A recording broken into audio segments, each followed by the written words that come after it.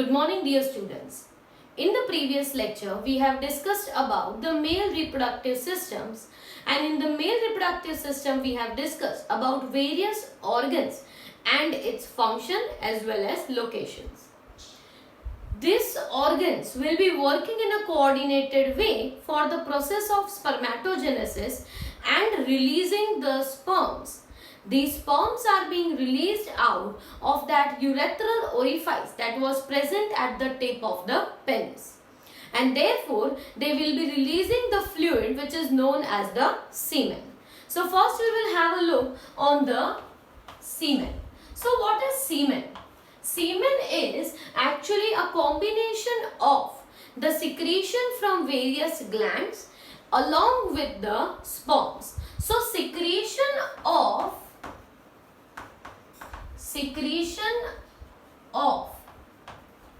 seminal vesicle, Cowper's gland,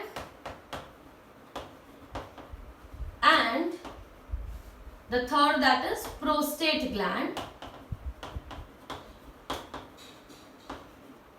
along with the sperms that are released from the testis, is collectively known as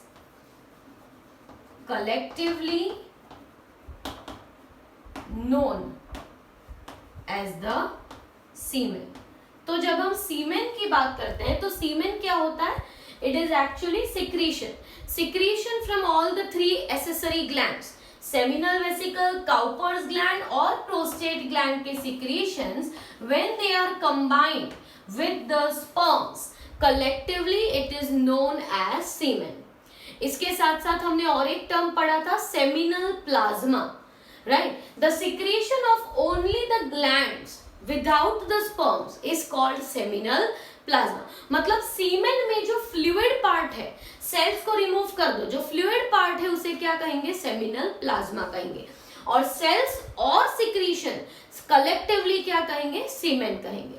तो सीमेन जो होता है उसका pH होता है 7.3 to 7.5. पीएच इज 7.3 to 7.5, मतलब काफी अल्कलाइन पीएच रहता है. और ये अल्कलाइन पीएच जो है, it will be helpful in reducing the acidity in the vagina when the sperms are injected into the vagina or when they are ejaculated, released in the vagina. So this reduces the acidity of the vagina, and therefore it will be protecting from any type of damage to the sperms. क्योंकि ejaculation जो होता है उसमें sperms जो हैं they are being released into the vagina of the female. तो जब ये release या insemination किया जाता है तो sperms जो हैं they get damaged in the vagina because the vaginal passage is slightly acidic. तो इस डैमेज को ओवरकम करने के लिए सीमेन जो है उसका पीएच अल्कलाइन रहता है. In each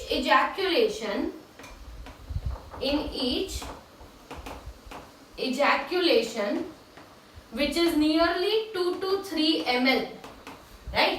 जब ये स्पर्म्स मतलब जब ये सीमेन रिलीज किया जाता है उसे इजैक्यूलेशन कहते हैं. Removal of the sperms that is the semen from the penis is known as the ejaculation. और इजैक्यूलेशन होता है 2 to 3 ml. पर इस 2 to 3 ml में 200 to 300 million spermatozoa are present.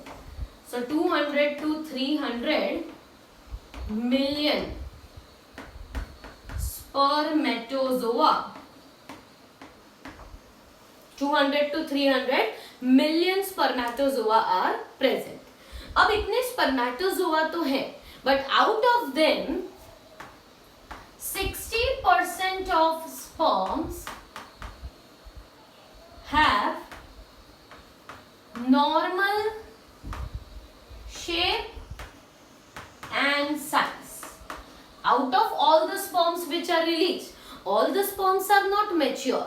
सारे ही स्पर्म्स फंक्शनल नहीं होते, तो जितने रिलीज हुए हैं उसमें से 60% ऐसे होंगे जिनका नॉर्मल शेप और नॉर्मल साइज होता है, और उसमें से भी 40% ऑफ देम हैव vigorous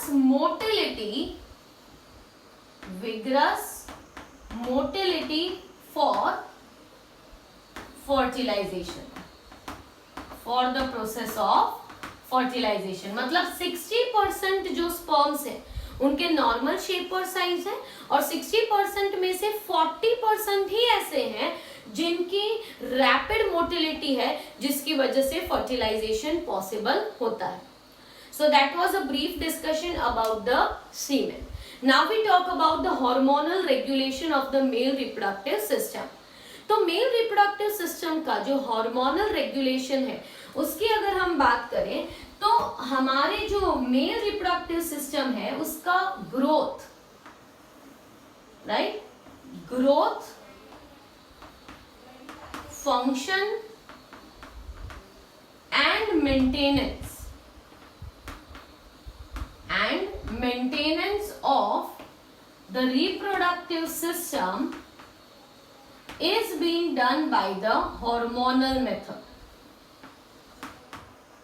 हमारी बॉडी में, that is in the body of the mails, क्या होता है कि जो रिप्रोडक्टिव ऑर्गन्स है जैसे कि टेस्टिस है, एपिडिडाइमिस है, इनका फंक्शन, इनका ग्रोथ, राइट, इनका जो प्रॉपर एक्शन है, उनका मेंटेनेंस, ये सब कंट्रोल करने के लिए उनके पास होते हैं डिफरेंट टाइप्स ऑफ हॉर्मोन्स।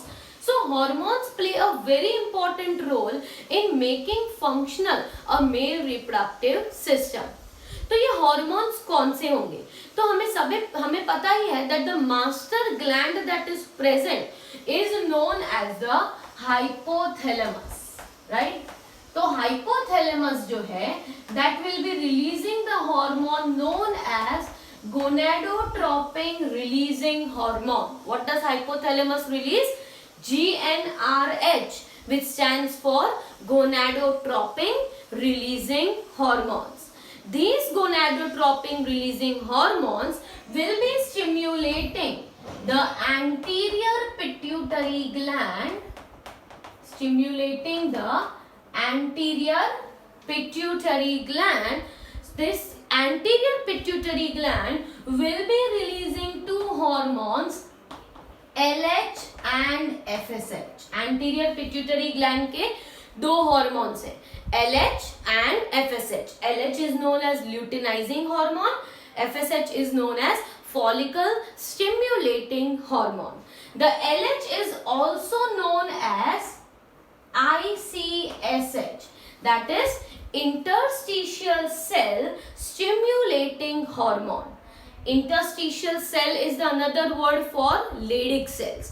तो यहाँ पे interstitial cell stimulating hormone will be stimulating Leydig cells to release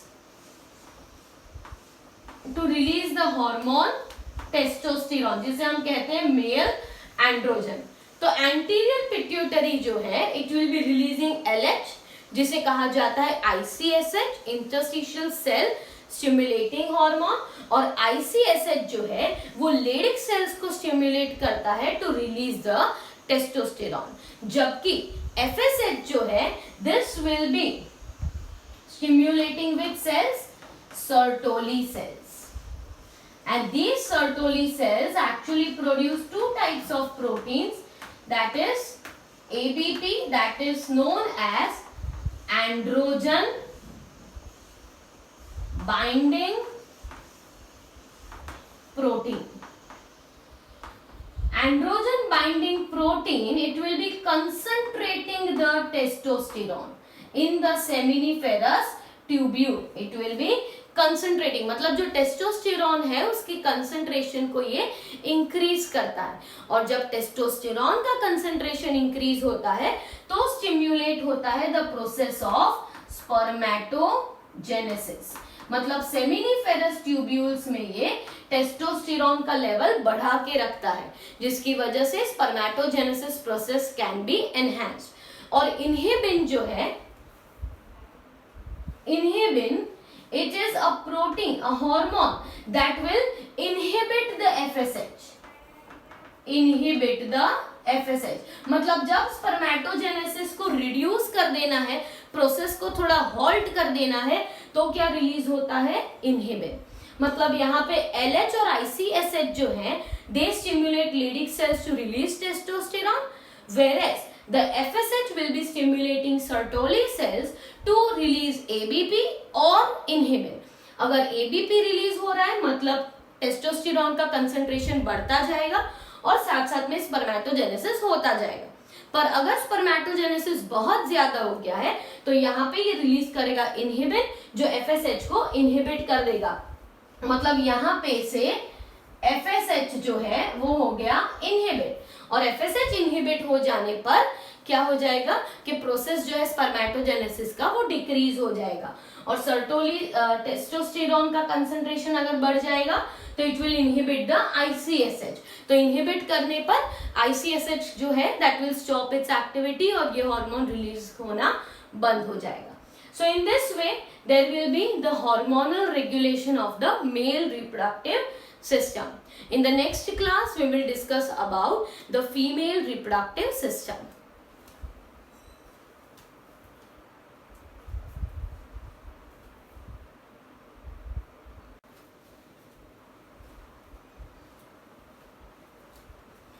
So after discussing completely about the male reproductive system, now we are moving on to the next topic, that is the female reproductive system. Now students, we already know that what are the regions that are included in the female reproductive system. So female reproductive system comprises of pair of ovaries. It includes the oviducts, or which are known as the fallopian tubes. It includes the next structure, that is the uterus, vagina and the external genitals. Along with these all structures, the mammary glands or the breasts are also considered to be the part of the female reproductive system. So the female reproductive system includes the regions like ovaries, oviduct, uterus, vagina, external genitals and the mammary gland are the part of the female reproductive system. Now, this female reproductive system includes different regions. So let us now have a brief look on each of these structures. So first we are going to talk about the ovaries. So ovaries will be paired structures and they are located in the upper pelvic cavity. So located in upper pelvic cavity. Okay, so just above the pubic bones, right, there will be presence of the pair of the ovaries. Now these ovaries will be having a shape that is like an almond, and they will be ranging about 2 to 4 centimeters in its size. So almond shaped is the shape of the ovaries and the size is 2 to 4 centimeters. अब ये जो ovaries होती हैं, अगर उनके structure की बात करें तो ovaries are connected to the uterus by a thin ligament which is called the ovarian ligaments. That is, there will be ovarian ligaments which will be connecting the ovary to the uterus. So there will be ovarian ligaments, and the ovarian ligament connects ovary to uterus. But along with ovarian ligaments, there are one more type of ligaments which are called as broad ligaments. ये broad ligaments भी uterus और ovary के बीच में ही होते हैं, but actually they will be covering the ovary, and this ligament which covers the ovary, that is known as, उसे क्या कहा जाता है, mesovarium. So it connects uterus to the ovary by mesovarium. मतलब क्या होता है कि ये जो ऑर्गन्स होते हैं उनकी कवरिंग को पेरिटोनियम लाइनिंग कहा जाता है।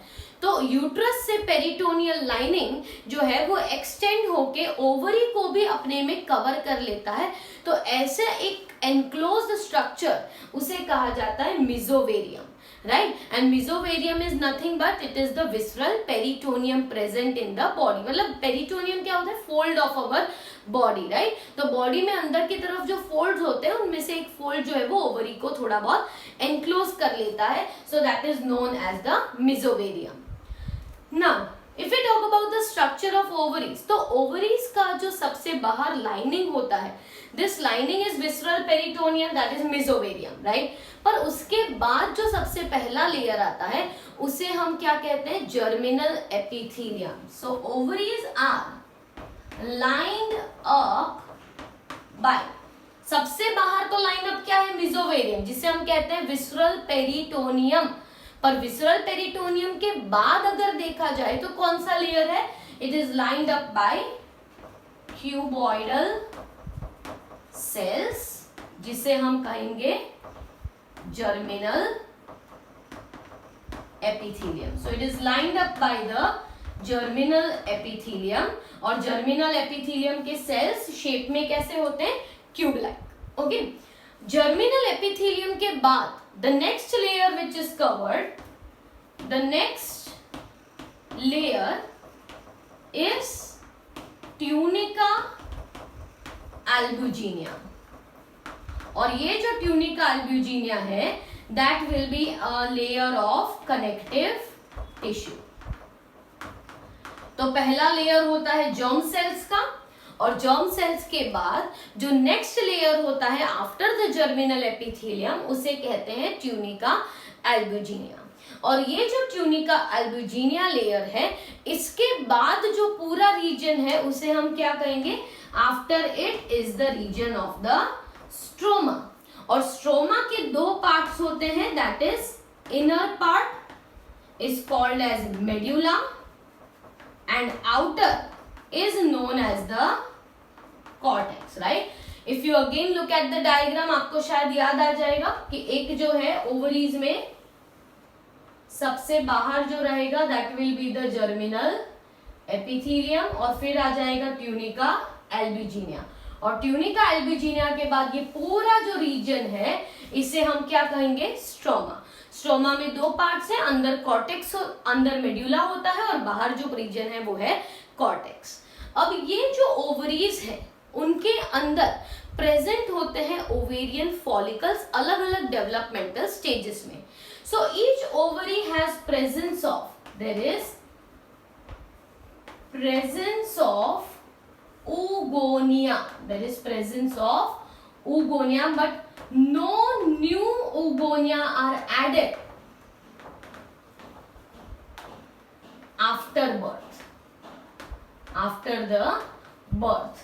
तो फीमेल चाइल्ड जो है उनकी ओवरीज में पहले से oogonia प्रेजेंट है, और कोई भी नए oogonia बर्थ के बाद ऐड नहीं होते।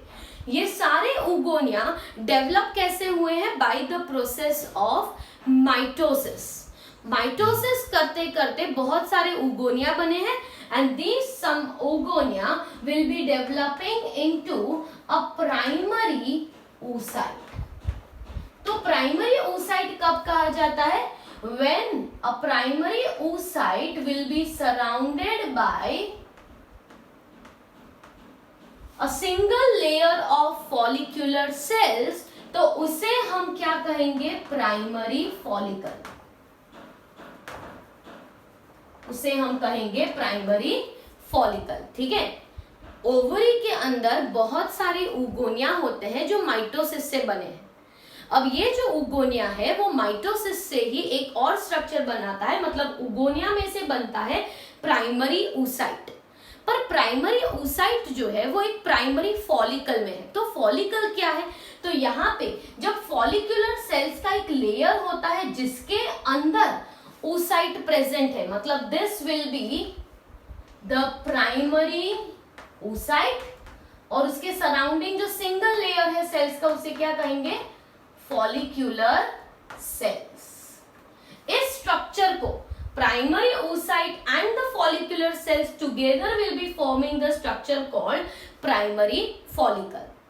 ये जो प्राइमरी फॉलिकल्स है वो बहुत सारी होती है in lakhs, but from birth to maturity ये बहुत सारी प्राइमरी फॉलिकल्स जो हैं they undergo self degeneration, and this self degeneration करते करते अबाउट 60 to 80,000 फॉलिकल्स रह जाती है इन the ovary. So these primary follicles degenerate from birth to maturity, and 60 to 80,000 मतलब I mean 60,000 to 80,000 primary follicles are present in each ovary at maturity। मतलब female reproductive system में birth से पहले सारे oogonia होते हैं। ये ऊगोनिया चेंज होते होते they develop into primary follicles. एक प्राइमरी फॉलिकल मतलब क्या, अंदर प्राइमरी oocyte है और उसके सराउंडिंग एक लेयर है फॉलिकुलर सेल्स का, इतने स्ट्रक्चर को प्राइमरी फॉलिकल कहा जाता है। अब ये जो प्राइमरी फॉलिकल है, ऐसे बहुत से फॉलिकल्स बन चुके होंगे at the time of birth, पर बर्थ से लेके मैच्योरिटी तक कई सारे प्राइमरी फॉलिकल्स डीजनरेट हो जाते हैं, और ये सेल्फ डीजनरेशन को कहा जाता है atresia. It is known as self atresia. और डीजनरेट होते होते अबाउट 60 to 80,000 प्राइमरी फॉलिकल्स रहते हैं इन द ओवरी। अब मैच्योरिटी पे क्या होगा कि these primary follicles will change into the secondary follicle, tertiary follicle, graafian follicles, and then after this graafian follicles will be releasing the secondary oocyte। So we will be continuing this topic in the next lecture। तब तक के लिए याद रखो what is primary follicle, and in the next class we will discuss with the whole structure of the oocyte as well as the ovaries।